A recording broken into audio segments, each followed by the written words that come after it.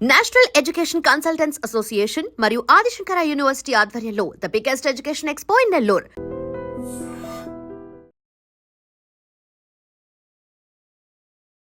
నమస్కారం, welcome to I dream.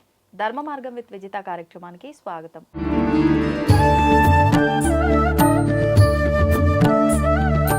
ప్రస్తుతం మనతో పాటు ఉన్నారు ప్రముఖులు శివరుద్ర సాధు గారు. ఇప్పుడు వారితో మాట్లాడి మరిన్ని విషయాలు తెలుసుకుందాం. నమస్కారం అండి. నమస్కారం అమ్మా. అయితే మనకు మేడారం సమ్మక్క సారక్క జాతర ఎక్కువగా మనకి ఇది తెలంగాణ ప్రాంతంలో జరుపుకునే ఒక విశేషమైన జాతర అని చెప్పవచ్చు. అయితే ఈ జాతర మనకు ప్రతి సంవత్సరం జరుపుకునేది కాదు. ఒకప్పుడు విధానం కొన్ని సంవత్సరాల గ్యాప్తో ఉండేది. ప్రస్తుత విధానం ఒక సంవత్సరము ఆల్టర్నేట్, ఈ ఇయర్ చేస్తే నెక్స్ట్ ఇయర్ ఉండదు, మళ్ళీ నెక్స్ట్ ఇయర్, ఈ రకంగా మనం ఈ జాతరని జరుపుకుంటూ వస్తున్నాం. అసలు ఈ జాతర జరుపుకుంటున్నాం, బాగానే ఉంది, వార్తల్లో అన్నిట్లో వింటున్నాము, అందరూ వెళ్తున్నారు, తొక్కిసలాట జరిగింది అక్కడ అని, అదని ఇదని ఏదో రకంగా అయితే హైలైట్ అవుతుంది. అసలు ఎవరు వీళ్ళు ఈ సమ్మక్క సారక్క అనే విషయానికి వస్తే తల్లి కూతుర్లు అని కొంతమంది, అక్క చెల్లెళ్ళు అని కొంతమంది, అసలు ఎవరైనా సరే వాళ్ళ వరుస ఏదైనా సరే ఈ మూలం ఎక్కడి నుంచి మొదలయ్యింది, వీళ్ళకి రిలేటెడ్గా జంపన్న అంటూ ఉంటారు, ఈయన ఎవరు, గద్దె అంటుంటారు, ఆ గద్దె ఏంటి, అసలు ఇదంతా ఎలా మొదలైంది అనేది ముందు మనం తెలుసుకుంటే బాగుంటుందనండి. దాని గురించి మంచి ప్రశ్న. అంటే యావత్ ప్రపంచం గర్వపడేలా చేసే పండగలలో ఒక పండగ మేడారం అనేది రాను రాను రాను ఒక ప్రాంతం పేరు కాకుండా ఒక పండగ పేరు అయింది. ఇప్పుడు చాలామంది చూస్తే అమ్మా, ఒక సాధువులాగా చాలామంది మనం హెచ్చరించే విధంగా మాట్లాడాలి. మేడారం అనే పండగ ఈరోజు మనం కడుతున్న పన్ను గురించి ఉంది. ట్యాక్స్ గురించి, ట్యాక్స్ కట్టకూడదు అని, వాళ్ళు మేము కట్టము అని, మేము ఎందుకు కట్టాలి అని పోరాడిన మహావీరాది వీరులు వాళ్ళు. ఈరోజు జిఎస్టీ, తర్వాత ఎస్జిడిసి, ఏదో మొత్తానికి అయితే కడుతున్నాం, స్టేట్ ఒకటి సెంట్రల్ సంబంధించి ఎన్నో పనులు, ఇవి కట్టకూడదని గొడవపడ్డారు వాళ్ళు. ఎప్పట్లో ఇదంతా జరిగి కొన్ని వందల సంవత్సరాలు జరిగినప్పుడు వాళ్ళు ఏమని గొడవపడ్డారంటమ్మా, ఆ మేడారం ప్రాంతం మొత్తం అడవి ప్రాంతాలు ఉండడం చేత, వ్యవసాయం పండించుకుంటున్నప్పుడు వీళ్ళే కష్టపడి ఉండడం చేత, అప్పట్లో ఉన్న పెద్ద మనుషులు వచ్చి పన్ను కట్టండి అని అంటే, మేము పండించుకున్నాం, మేమే బావిలన్నీ తవ్వుకున్నాం, ఇప్పుడు ఎద్దులతో తీసుకెళ్ళి నాగలి పట్టి అక్కడ ఎండనక వాననక చల్లనక ఎన్నో కష్టాలు, అక్కడ పాములు ఉంటాయి, రాక్షసాలకు సంబంధించిన ఎన్నో ఉండి అనుభవించిన తర్వాత ఆ పంట పండగానే వచ్చి మీరు శిస్తు అంటారా, మీరు పన్ను అంటారా అన్న ఈ తిరుగుబాటుతనాన్ని గెలిచిన మహావనితల వాళ్ళు. అలా గెలవడం ద్వారా ఏం జరిగింది, అప్పట్లో రాజరికాలు రాజ్యమే ఉండడం చేత ఏమయ్యేదంటే అమ్మా, ఎవరైనా తిరుగుబాటు చేస్తే వారి కోసం ప్రత్యేకమైన శిక్షలు వేసేవాళ్ళు, వాళ్ళని బందీ చేసి బందీఖానాలో పెట్టడం జరిగేది. మేడారంలో ఆ పరిస్థితి చాలా తీవ్రమైన స్థితికి ఉన్నప్పుడు వీళ్ళు తిరగబడి యుద్ధం చేశారు. ఇప్పుడు సమ్మక్క సారక్క జంపన్న అంటే వీళ్ళ గురించే టాపిక్స్ వస్తాయి ఎక్కువ శాతంగా. ఇప్పుడు చూడండి అమ్మా, వారి కోరిక ఇప్పుడు చాలా అవసరం మనకి. వారు ఏం కోరారంటే, మేము ఒకరి చేతిలో బానిసగా ఉండం. వాళ్ళు కోరిన కోరిక, వాళ్ళు ముఖ్యంగా కోరిన కోరిక, మేము ఎందుకు ట్యాక్స్ పే చేస్తాం అంటే, నీ కష్టాన్ని నువ్వు నమ్ముకున్నప్పుడు అప్పడంగా ఎవరికి ఎందుకు ఇవ్వాలి. భూమి పన్ను ఉండేది తెలుసుగా తల్లి మన దగ్గర, ఇప్పుడు కూడా ఉంటుంది. ఇప్పుడు నాకు తెలిసి ప్రభుత్వం ఇస్తున్నట్టుంది చాలామంది ఈ భూమిలో ఉన్న వాళ్ళకి, రైతు బంధు, రైతు బీమా, రైతు భరోసా అని.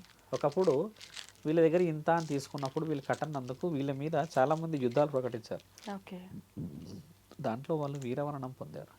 ఎన్నిసార్లు గొడవడతారు తల్లి, వందల మంది ఎగబడి ఎగబడి ఎగబడి చేస్తే వీళ్ళు ఎంతటి విజయాన్ని చూశారంటే అమ్మ, సమ్మక్క సారక్కలు కూడా ధర్మబద్ధంగా అది అమలు చేసేదాకా పోరాడారు. వాళ్ళు కట్టము అని అనేదాకా పోరాడారు, దాన్ని ఒప్పుకునేదాకా పోరాడారు.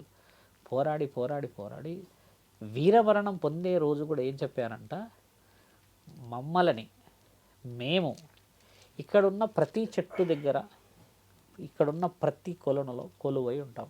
అంటే వాళ్ళు పొందిన మరణం ఎలాంటిదంటే అమ్మా, ఆ చుట్టుపక్కల ఉన్న ప్రాంతాల్లో ఉన్న వాళ్ళందరికీ ఆదర్శనీయంగా ఉన్నారు వాళ్ళు. మేడారం వెళ్ళిండొచ్చు, మీరు ఎప్పుడైనా వెళ్ళారా? వెళ్ళి చూడండి. ఒక 22 కిలోమీటర్ల అడవి ప్రాంతమే అది. ఇప్పుడు రోడ్లు పడ్డాయి తల్లి. ఒక 22 కిలోమీటర్లు మనం పెద్ద రోడ్డు వరంగల్ నుంచి వెళ్ళిన తర్వాత ములుగు ఈ ప్రాంతం నుంచి దట్ లెఫ్ట్ టర్నింగ్ కంటిన్యూ 20-25 కిలోమీటర్లు అడివేగా. చిన్న చిన్న విలేజెస్ ఉంటాయి, ఓకే. కానీ కంప్లీట్ దట్టమైన అడవి. డైరెక్ట్ ఆ మేడారం దాకా పోయేసరికి, ఆ ప్రాంతం గద్దె దగ్గర పోయేసరికి చుట్టుపక్కలంతా పెద్ద పెద్ద అడవిలు. వాళ్ళు కోరిన కోరికలు ఏంటంటమ్మా, ఇప్పుడు శిస్తు గురించి పోరాడిన యుద్ధం ఒకటైతే, వీళ్ళు తర్వాత ఏం చేశారనంటే, మేము బానిసలాగా ఉండకూడదు అని అన్నప్పుడు చాలామంది ఎవరిని పూజిస్తారు. మేడారం మీరు వెళ్ళినప్పుడు ఈసారి గమనించాలి, అక్కడ విగ్రహం ఉండదు. ఒక మొద్దు, ఒక పెద్ద కర్ర, ఆ కర్రకి చీర కడతారు. వాళ్ళు ఏమనుకున్నారంటే, విగ్రహంలాగా పెడితే మాకు ధూపదీప నైవేద్యాలని ఎక్కడ మీరు పన్నులు కడతారో, ఎక్కడ మీరు ఇంకేదో చేస్తారో అని చెప్పి, కేవలం వనం ఆ అడవిలో పుట్టడం చేత అడవికి ఉన్న విలువలాగానే మమ్మల్ని ఒక కట్టెలాగానే పూజించండి అని అక్కడ ఎందరో కళలోకి వచ్చి చెప్పారు అని అంటారు. ఇప్పటికీ అలానే పూజిస్తారు. ఇప్పుడు వీళ్ళు వీర మరణం తర్వాత జరిగిన పండగ ఇది. అప్పటి వరకు వీళ్ళు కూడా అందరిలో ఒకలాగా ఉన్న తర్వాత సామాన్యుల్లాగా ఉన్నాకమ్మా, అసలు అంత ప్రఖ్యాతి ఎందుకు గాంచింది ఆ పండగ? బెల్లం. ఒక బెల్లానికి మీరు ఆ సమయంలో గమనిస్తే టన్నులకు టన్నులు, కిలోలకి కిలోలు, మనిషి ఎన్ని కిలోలు ఉంటే అన్ని కిలోలు ఎందుకు తీసుకెళ్తాడు? ఆ ప్రాంతం మొత్తం ఏంటంటమ్మా, వీళ్ళు గొడవ పడిన తర్వాత, దేవతల్లాగా పూజించుకున్న తర్వాత, కొన్ని సంవత్సరాల తర్వాత వీళ్ళు దేవతలు వనదేవతలు అయిపోవడం చేత అందరి కళలలో వచ్చి ధర్మాన్ని, మంచిని, చెడును చెప్పేవాళ్ళు. వాళ్ళు మళ్ళీ పుట్టాలి అని అనుకోలేదు. గమనించాల్సిన ప్రశ్న ఏంటంటే, శివుడు శాస్త్రంలో అంటే ఒక మాట మాట్లాడితే, ఎవరైతే ధర్మం కోసం ప్రాణాలు ఇస్తారో వారికి ప్రత్యక్షమయ్యి మీకు మళ్ళీ ఆ ప్రాణం ఇస్తాము, మీరు ఇలానే ధర్మస్థాపన చెయ్యాలి అని అంటూ ఉంటారు. ఇది రుజువు అయినది రామదాసు దగ్గర, అన్నమయ్య దగ్గర. అన్నమయ్య కూడా మన దగ్గర రాసింది కదా, మీ యొక్క పోయిన కాలాన్ని తీసుకొచ్చి మీకు ఇస్తాము, మీరు ఆ సంకీర్తనలు పాడాలి అని అంటాడు. ఆయన ఏమంటాడు, ఈ దేహం మాకు అవసరం లేదు, ఈ కట్టె కాలిపోతే చాలు, మీ చరణాల దగ్గరకు వస్తామంటాడు.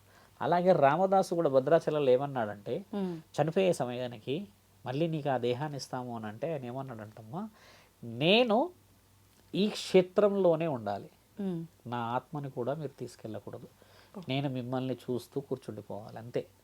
ఇప్పటికీ కొంతమంది అంటారు, భద్రాచలంలో అన్నోన్ వ్యక్తి వచ్చి మాతో మాట్లాడి వెళ్ళాడు అని అంటారు.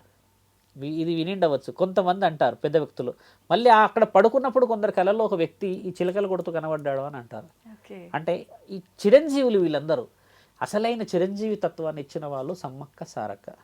ఎలా చిరంజీవి తత్వాన్ని మనిషి శరీరం లేకుండా అంటే గుండెలలో చిరస్మరణీయంగా ఒక ముద్ర వేశారు వాళ్ళు. అంతకంటే పెద్ద బిరుదుండదు తల్లి, గుర్తుపెట్టుకో. ఇట్లా పెట్టుకొని శాలువాలు, ఇవి బిరుదులు ఆ అటుకుల మీదనే. గుండెలో వేసే ముద్ర ఏదైతే ఉంటుందో తల్లి, సమ్మక్క సారక్క అంటే మీరు ఇక్కడ కాదు, యావత్తు తెలంగాణ, ఆంధ్ర ఏ ప్రజలను మీరు ఎక్కడ ఏం అడిగినా కూడా ఆ బెల్లం కూడా దబదబ లేచి వచ్చి మొక్కే తీసుకుంటారు. ఇంత చిన్న బెల్లం రాగానే ఇట్లా అద్దుకొని తింటారు. అంటే అంత గౌరవాన్ని సంపాదించిన ఆ బిరుదు ఎన్ని డాక్టరేట్లు పెట్టినా రాదు కదా, అది ముద్రణ. ఇప్పుడు మీరు అన్నట్టుగా ఒక భక్తుడు అక్కడ ఆ ప్రాంతం అంతా చెరుకు గడియలు చెరుకు పండే ప్రాంతం తల్లి అది. ఆ చెరుకు పండినప్పుడు కూడా మనకు రాబడి రావాలి కదా, సంవత్సరానికి తీసేసినప్పుడు చేసేసినప్పుడు. ఆయన గారికి ఎంత చూసినా కూడా రాబడే రాదు.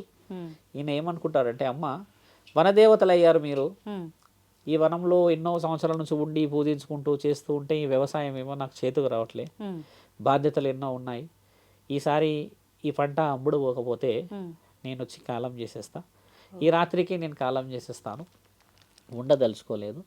ఇది వ్యవసాయం అంటే ఇప్పటికీ చాలా మంది రైతులు చనిపోతారు చూడండి.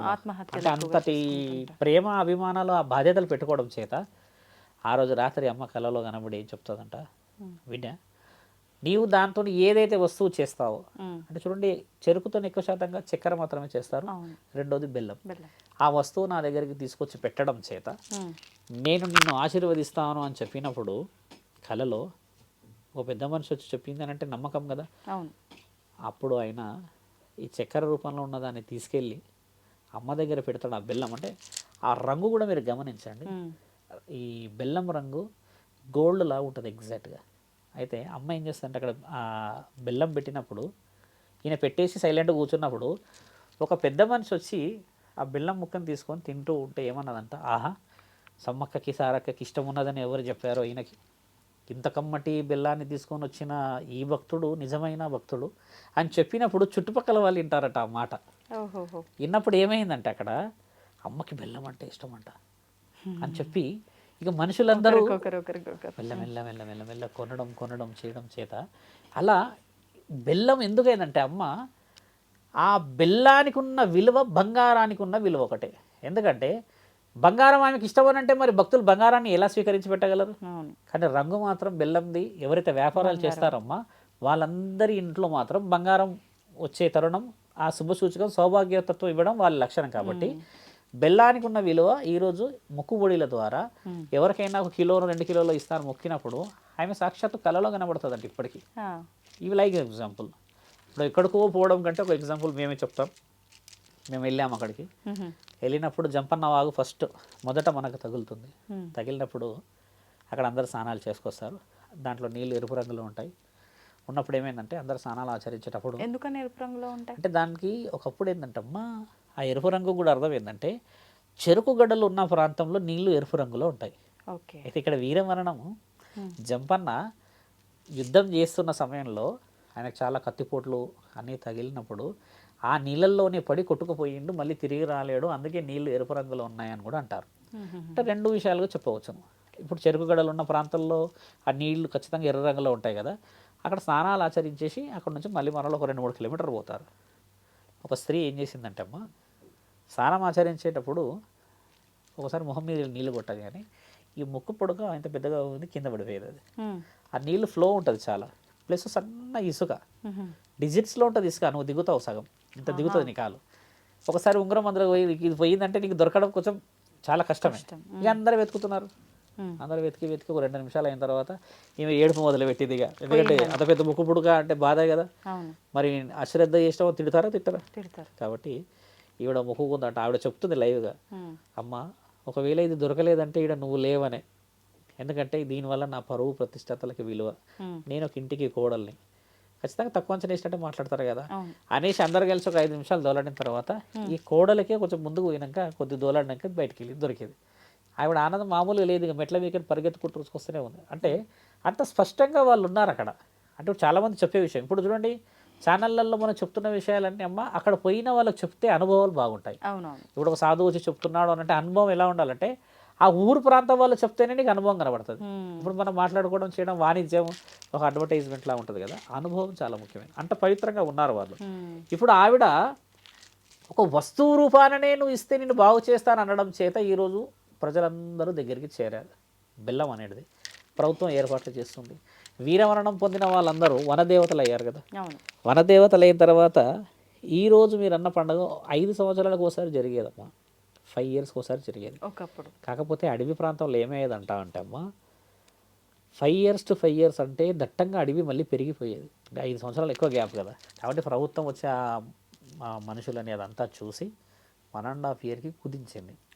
చరిత్రలో మనం మాట్లాడాల్సిన విషయం ఏంటంటే అమ్మ ఎదురుకోళ్ళు అంటారు అక్కడ ఈ ఆటలు కోసుకునే దాన్ని.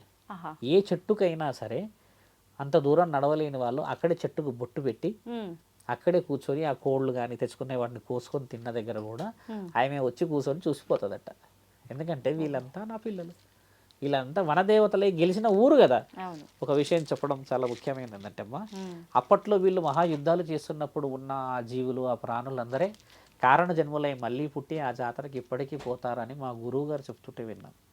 అంటే ఆలోచన పోరాటంలో భాగస్వామ్యం ఎందరో గొప్పగా తరతరాలు జనరేషన్స్ పబ్లిక్ పెరిగిపోయింది. కానీ రుణం అందరూ పోతారమ్మా. ఇప్పుడు చూడండి మీరు యాంకర్, నేను అడిగితే మీరు వెళ్ళలేను అన్నారు.